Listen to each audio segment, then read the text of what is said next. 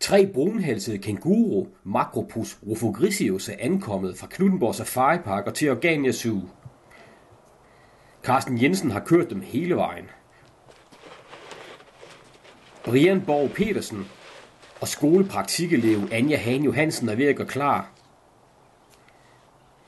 De fejrer sne væk fra tagene, så det ikke drætter ned i hovedet på kænguruerne. Vi venter spændt. Nu skal vi ud i sneen for første gang. En unge i pungen, og hvis de stresser alt for meget, så bliver det jo frastødt på et eller andet, så ligger det jo... Så, døren bliver åbnet. Hvad vil der ske? Vi står klar med videokameraet. En kænguru viser sig i døråbningen. Nej, det er for farligt. Lad mig komme ind igen i varmen.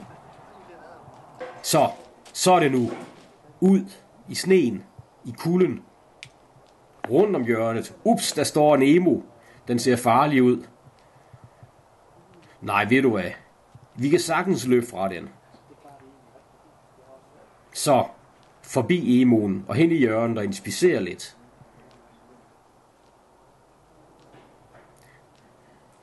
Her ser jo meget fint ud, så lad mig hoppe videre. Hov, der sidder en anden emu. Op i skjul. Her kan vi være lidt i fred. Så, nej, lad mig komme hjem igen. Det var altså lige en tak for farligt. Ned ad stien, forbi højen, rundt om hjørnet, ned til huset igen. Så er vi på hjemmebane. Ja, hvad skal vi nu? Vi hopper da bare ind til emuerne. Der er så dejligt fin halm. Nej, kan du så komme ud, du? Du skal ikke være hos os. Lad os tage en hoppetur mere. Alle dyrene er registreret i SIMS, Zoological Information Management System.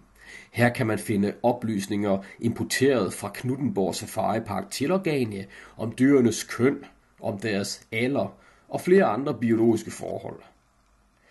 En af kænguruerne har en unge i pungen. Den skal være der 280 dage i alt.